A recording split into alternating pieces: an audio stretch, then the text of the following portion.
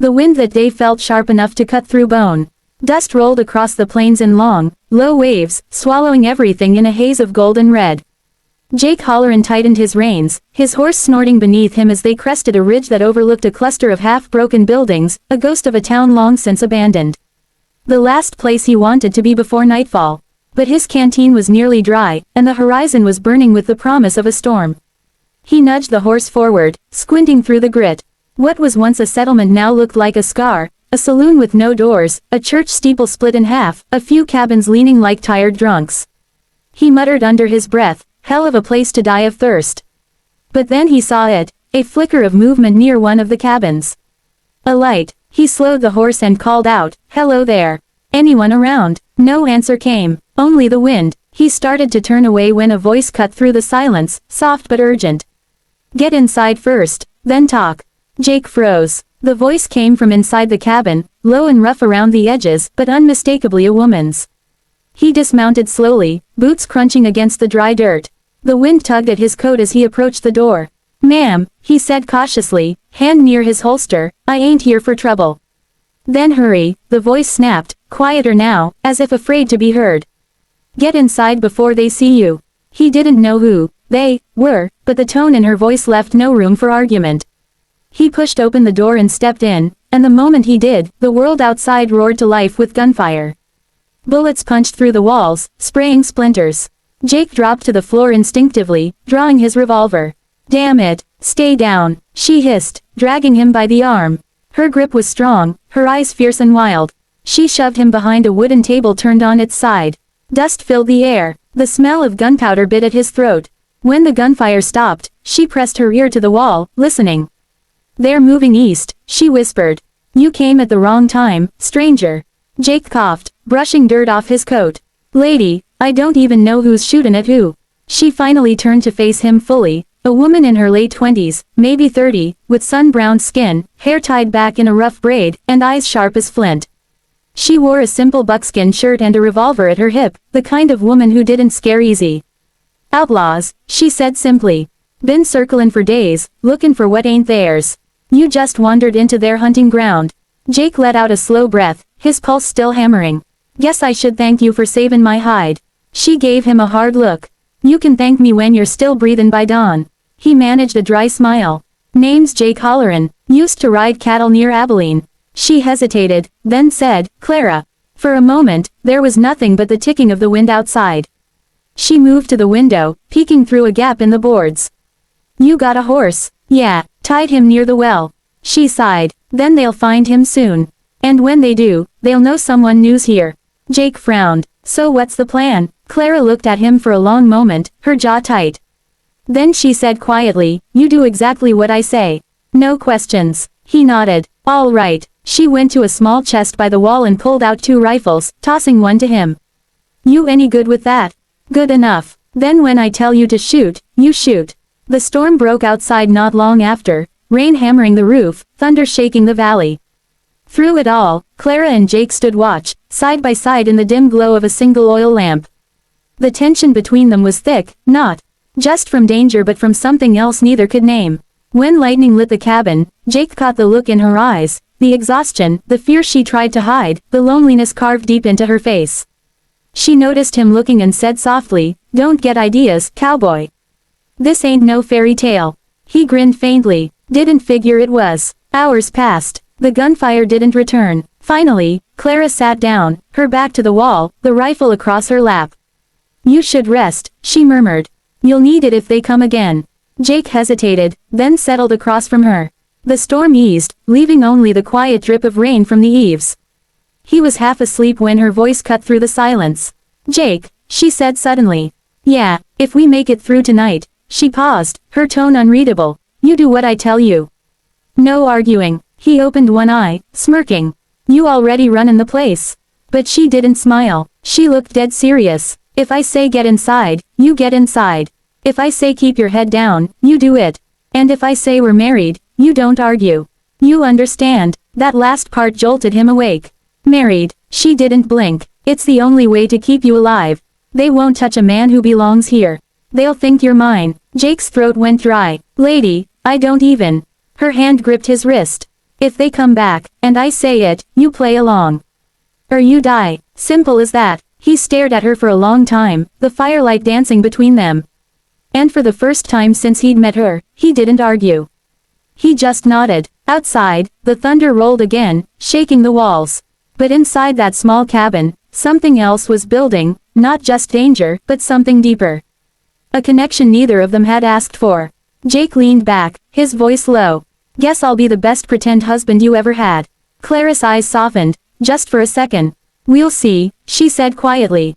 And somewhere out there in the rain, horses moved through the dark, circling closer. The storm broke before dawn, leaving behind a sky the color of cold steel. Mist clung to the valley floor, and the air smelled of wet dust and pine. Jake stirred awake to the sound of footsteps outside.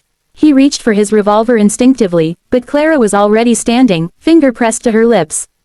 They're back, she whispered. Through the cracks in the boards, Jake saw them, 5 men on horseback, dark silhouettes against the pale light. One carried a red scarf tied around his arm, the same one who'd been firing last night. The leader. They dismounted near the well, examining the muddy prints around Jake's horse. Clara moved fast. She grabbed a shawl, threw it around her shoulders, and motioned for Jake to stay still. Then, in a voice low and commanding, she said, "Remember what I told you. If I say you're my husband, you play along." Jake gave a tense nod. His mouth was dry, but his instincts told him she wasn't bluffing. Moments later, fists pounded on the cabin door. "Clara," a gruff voice barked. "You in there, girl. Open up." She exhaled slowly, then opened the door just a crack. "What do you want, Lyle?" The man on the porch was tall and broad-shouldered, his beard wet from rain, his eyes mean and suspicious. He looked past her into the room, and froze when he saw Jake. "Well, I'll be damned," Lyle sneered. "You got yourself company." Clara stepped forward, blocking the view. "You got no business here, Lyle." "Don't I?" He leaned on the doorframe. "You've been living alone since your husband died. Now I see some drifter in your cabin. Looks mighty suspicious, don't it?" Jake rose to his feet, slow and deliberate, his hand resting near his belt but not on the gun. "I ain't looking for trouble," he said. Calmly. Lyle's eyes narrowed. "Then what are you doing in a widow's home at sunrise?" The air in the room thickened. Clara didn't hesitate. Her voice was sharp, cutting through the tension like a knife. "He ain't some drifter. He's my husband." Jake's pulse kicked hard, but he didn't flinch. He just met Lyle's eyes and said, steady as a rock, "That's right. Name's Jake Halloran. We were wed 2 weeks ago in Abilene." Lyle's jaw tightened. "That's so." "Sure is," Jake said. "And I don't take kindly to men banging on my wife's door before breakfast." For a long, dangerous moment, no one moved. Then one of the men behind Lyle laughed under his breath. "Guess you heard her, boss. The lady's married." Lyle shot the man a glare, but the spell had been broken. With a grunt, he stepped back off the porch. "You tell your husband to stay out of my way," he growled. "This valley ain't big enough for 2 ranchers." He turned and strode off, his men following. Their horses disappeared into the mist. The silence that followed was deafening. Jake turned to Clara slowly, still gripping the edge of the table. "Well," he said finally, "that was one hell of a wedding." She gave him a hard look. "Don't start." But then, for the first time, a hint of a smile cracked through her serious face. "You played your part better than I expected." Jake chuckled, rubbing his jaw. "Guess I'm a quick learner. You always lie to dangerous men before breakfast." "Only when I have to." She walked to the window, watching the mist where Lyle had vanished. "He won't give up easy. He's been trying to take this land since my husband died. Now that he thinks I've got a man again, he'll think twice before making a move." Jake leaned against the wall, studying her. "So that's all I am, huh? A scarecrow with a pulse." Clara shot him a sharp glance. "Don't get soft on me, cowboy. You'll leave when it's safe." "That's the deal." He didn't answer. He just looked at her, the way her braid fell over one shoulder, the way she hid her fear behind strength. Something about her drew him in, slow and steady, like a tide he couldn't fight. The day passed quietly, though the tension never lifted.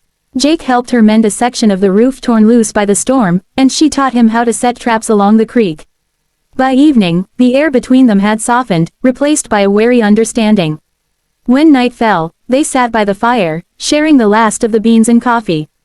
Jake broke the silence. "You really think he'll stay away?" Clara shook her head. "No, Lyle ain't the kind to back down. But next time, he won't come talkin'."